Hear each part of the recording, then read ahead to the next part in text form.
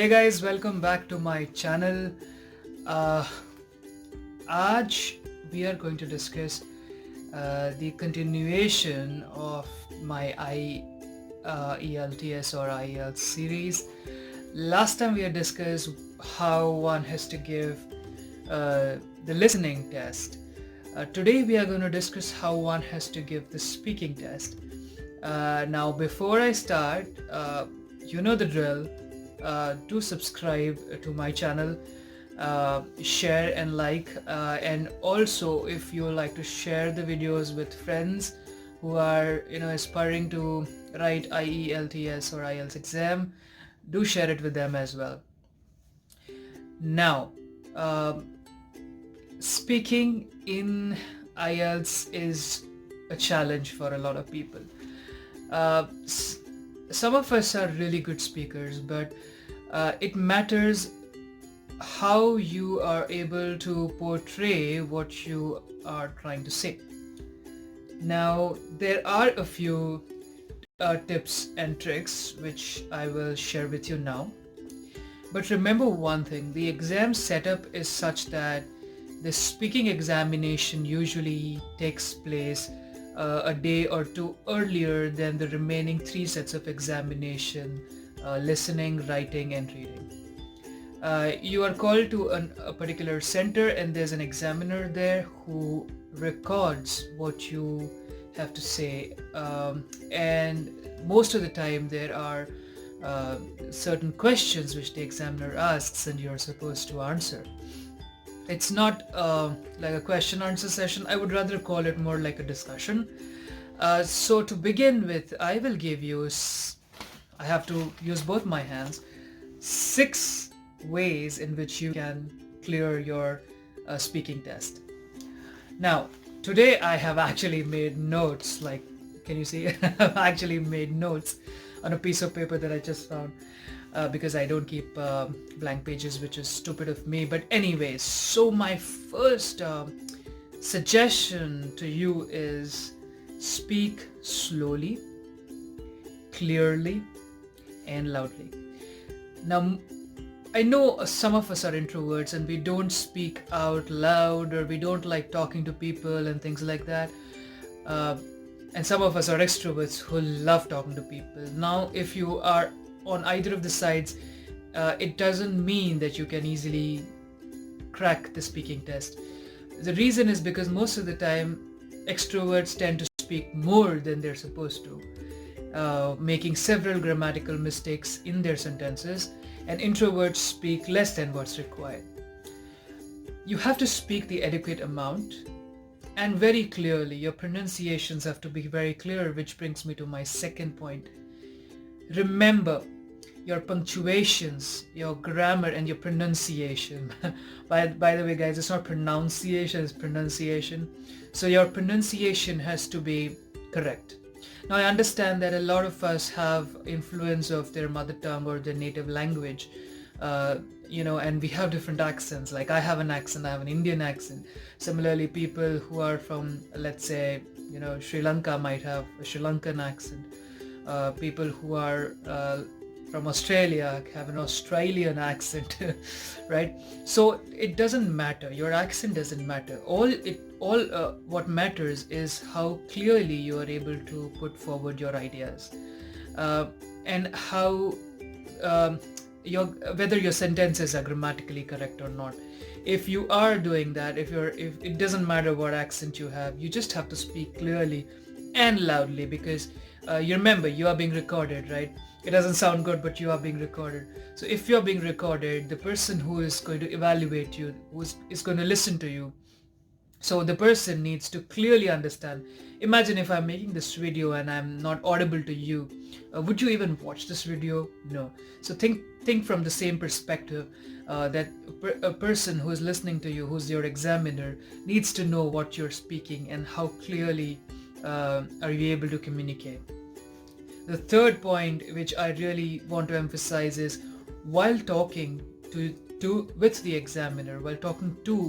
examiner, you need to understand that the examiner is also a human being. So instead of making it like a question answer session and being nervous about what your answers are going to be like, all you need to do is think of the other person as a person and have it in some sort of a discussion. Now, a lot of times the examiner may be very rigid in their body language, like they wouldn't smile, they wouldn't like say anything. They're not supposed to, so some of them don't do it, and most of them are trained not to do. Some of them would be real friendly, would make you feel comfortable, and so on.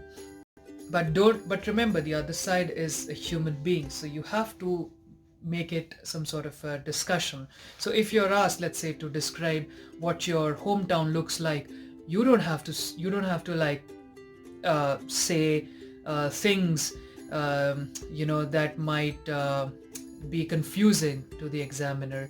You have to be very clear. Oh, my hometown is this, there are so many people in my hometown, the demographics look like this, and I have this sort of a tourist attraction, and you can say n number of things about your hometown, right?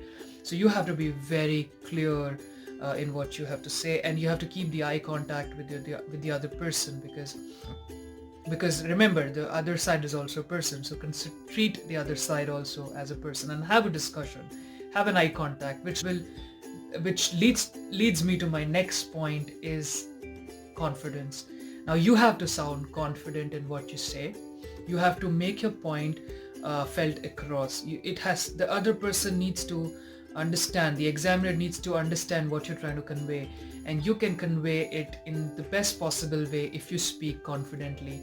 So confidence is a key criteria. If you're not confident, you most of the time you tend to get nervous, and if you do so, then all you need to do is just take a 2-second break and revitalize, get your confidence back, and answer what is supposed to be answered.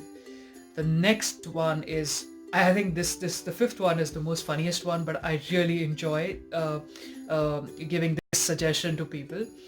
Make up things. Like, you don't have to be factually correct. You can make up anything. Like, for example, if they ask you what was the best trip that you ever had in your life, you say, the best trip that I ever had was climbing Mount Everest.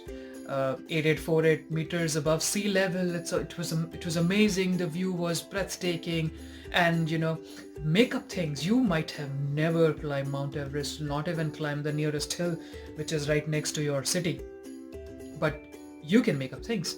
So make up things, but make sure when you're making up things, you say it with confidence. I'm not saying lie. Most of the time when you're truthful, the best part of you comes out.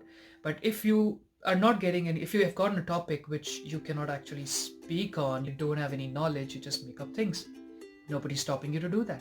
A very important tip which a lot of people don't understand, and they kind of like mess up their speaking test. Last one, which is the sixth one, and I think it is one of the most critical one, is sticking to the time limit. Now, if you have like 2 minutes to talk about something, you try and finish it within 2 minutes. Don't pause or stop in 1 minute 5 seconds, because then you don't have anything to say, and that time is counted as a time which has been wasted, and the evaluator will evaluate you accordingly, because you have wasted that time, you haven't spoken. So for 1 minute, a person doesn't get anything to evaluate you. So stick to the time limit, don't go under time limit, and don't keep on talking continuously. So these are my 6, again I have to do it with both hands, these are my 6 tips which you can use and make sure your speaking test goes amazingly well. And if you have any questions or any doubts, put it down below in the comment section, because I love answering your questions. I do get a lot of questions offline where people are a little scared to comment down below on the comment section, especially a lot of my friend circle, because they think, if we ask questions, someone might know that I'm planning to do something like this, or I'm planning to go abroad, or things like that. If you have a question, put it down below, because it helps a lot of other people. You don't have to think all those things. You just have to understand that it helps a lot of people, because questions starts discussion, and as far as possible we need to discuss and make sure that you are prepared to crack the IELTS examination. Okay guys, now there is going to be a picture here. Click on it, subscribe to my channel, and hopefully I'll see you soon next time. Till then, bye bye. Have a great day or night or whatever. Bye bye. See ya.